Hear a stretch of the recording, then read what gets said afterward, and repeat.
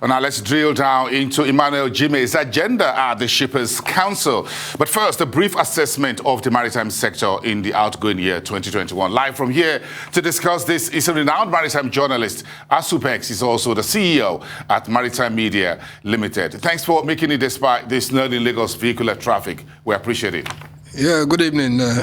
Overall, let me start by asking you to describe the outgoing year 2021 for Nigeria's maritime sector, which comprises ports, shipping, maritime trade, everything in general. Well, we have had some ups and downs in the industry, certain things to share, and of course, not too sharing news in some other sectors. The not too sharing news is the change of baton at the Nigerian Ports Authority, where the MD, Adizabala Usman, was put on suspension, and an acting managing director in the person of Mohammed Bello Koko was put in place. And of course, the sharing news is also that in June this year, the President of the Federal Republic of Nigeria, President Muhammad Buhari, was in Apapa Port to commission the blue sea, assets. That was a big plus for the management of the NIMASA under the able leadership of Dr. Bashiru Jamal. And of course, I'm sure you've been following events at the GOG, that is the Gulf of Guinea, where we have had several incidents of, piracy. And of course, those assets that were commissioned by Mr. President were deployed to stem down the wave of piracy in the Gulf of Guinea. And so these are some of the pluses that we have. And then if you want to look at the area of the Nigerian Customs Service, yes, the revenue has been going up. In fact, today there was a briefing at Apapa by the Customs Area Controller, and I'm told that the Customs has generated about 2.5 trillion naira, apart from other massive seizures of drugs, arms, and ammunition. So it's not a totally bad, year for the maritime sector. All right, stand by for Asu Beks' views. We're going to get your views on the agenda of the new CEO at the Nigeria Shippers Council and more when Arise Exchange returns. Your industry still has a lot to deal with, but we'll talk about that, everyone, when we come back. Give us 2 minutes.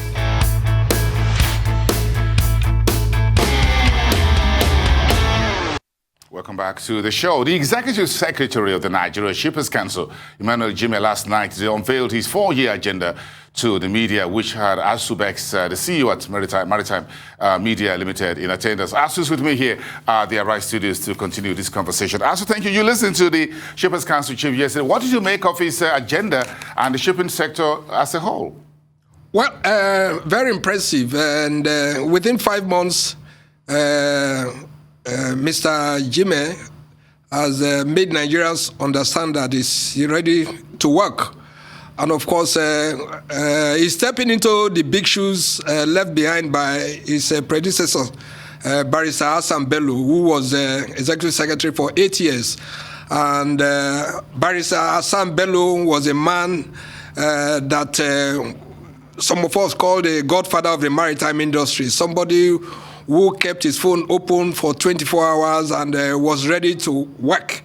At the time of the COVID, at the beginning of the pandemic, 2020, while others were busy sitting at home, Barrister Hassan Bello was going from terminal to terminal, from shipping companies to shipping company to see how activities were going on.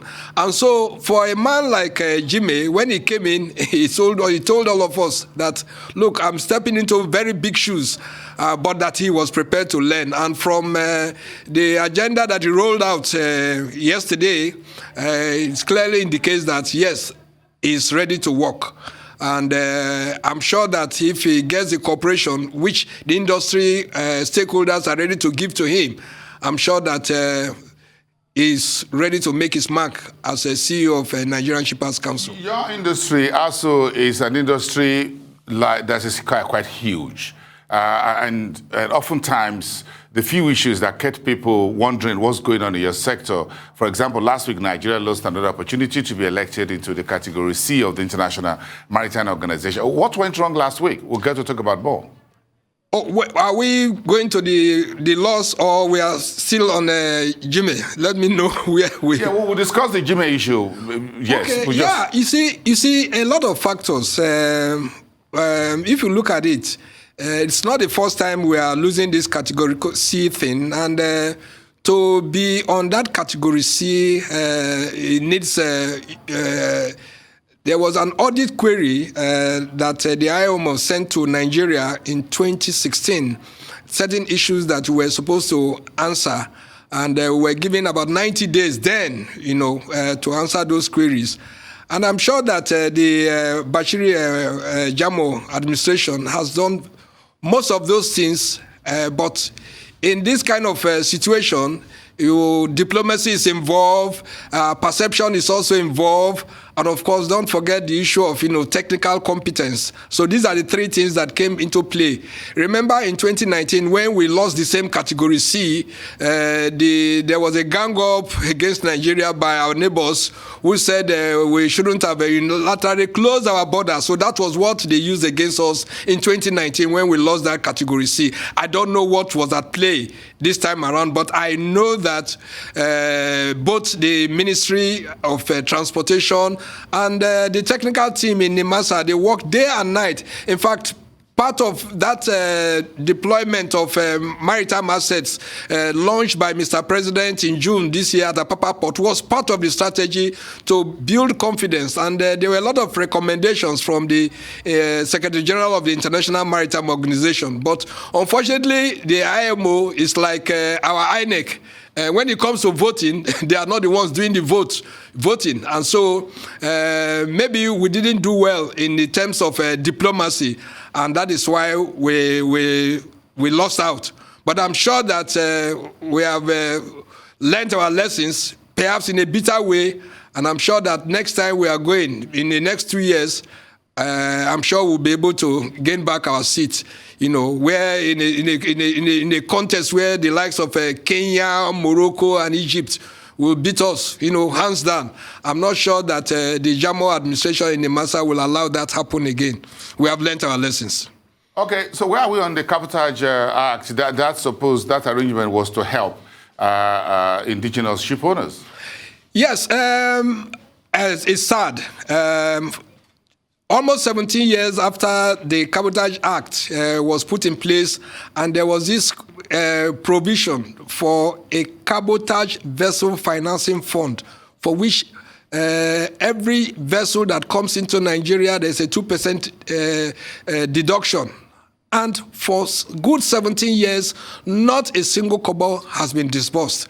And I think I want to hold the Ministry of Transportation responsible, because one of the first things the Honorable Minister promised when he came on board was to ensure that that fund is disbursed.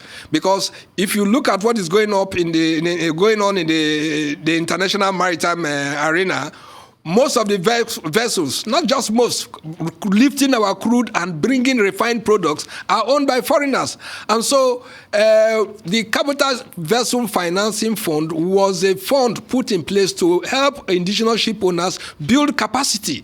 But 17 years after that fund was established, we don't even know how much is in that fund. And I'm aware that there are a few people who are planning to go to court to compel the federal government, and of course, by the federal government, I mean the Office of the Auditor General and the Minister of Finance, to compel them to carry out a forensic audit, because Nigerians want to know. Our ship owners are suffering. Our ship owners are suffering because nobody has told them where the money is, how much is in the fund, why the fund has not been disbursed. So that is very sad, and this must be corrected. I'm sure that the President of the Federal Republic of Nigeria will want to ensure that that fund is disbursed before he leaves office in 2023. Well, Asu Beks, do you think you're making progress in your industry, or we're just moving around in circles? Because based on what Emmanuel Jimmy, the CEO, the Executive Secretary at Nigerian Shippers Council, said yesterday evening, it looks like that we haven't really resolved some of the basic issues, the port congestions, the scanners issues, and the key issues. So a number of other issues have been talked about. Folks hardly care about. But the basic issues, it looks like we keep going round in circles. So how much of those problems do you think, or issues do you think, the head of the Shippers Council, Emmanuel Jimmy, has on his plate to deal with in the next 4 years? The Jimmy cannot work alone. He can't do this alone. And that is why, as soon as he assumed office, one of the first things he did was to go around the Nigerian Ports Authority. And of course, the role of the Nigerian Ports Authority is very key here, because it is the first time in the history of NPA that an MD will be put on suspension and an acting MD has been in place. In fact, tomorrow it will be exactly 6 years that Bello Coco has been acting. For 6 months? Yes, for 6 months. And we are talking about a man who has a background in finance. He was a banker before he came into NPA. And of course, you can't say it's a greyhound, somebody who has been ED finance and administration for about 6 years. And so you just cannot say it's a greyhound. And so if Mr. President does not see this man suitable to take over as MD, substantive MD, then let's look for somebody else to take over, because NPA is suffering as we speak. Everything is on standstill. Everything is on standstill in NPA. The man has done so much within these past 5 months. In fact, even the revenue has increased with about 120% since he came in. So that means everything is not at standstill. It makes it look he's working hard. No, when I say standstill, is that there are certain decisions that he cannot take. Every other day is in Abuja without the intervention of the Minister of Transportation. There are certain things that he cannot do. It's acting, you are acting. You are not a substantive managing director. So you've got an NPA there, then you got the issue of customs. Jimmy mentioned that yesterday in this particular interview, and he says the customs remain the cog in the wheel of progress. Yes, customs. Today at the briefing, the spokesperson of the Nigerian Customs Service, Timi Bomondi, talked about the issue of automation, and that they are going full automation, because people were asking for about this automation for donkey years. Yes. No. He said they are ready now. Well, so he said they are ready. So let's give them the benefit of doubt. He says they are ready because the scanners are there. Unfortunately, the scanners are there in Atinkan, One, and Papa Port. They have not been put into use. For about 3 months, the scanners were delivered at Apapa. But here is Jimmy talking about the tracking system and the way to see what is in the container from the point of origin to the point of destination. The customs still want to do, and they still do, physical inspections when technology is the name of the game, globally speaking, not to talk of those, I don't want to call them illegal, but those numerous hundreds of them across the country in which they're checking what has already been checked. By the time the cargo tracking notes, which will come into force, according to Jimmy, next year, I think there will be no use for this issue of scanners, because from the comfort... So the customs are going to bring in scanners that's going to be useless by next year?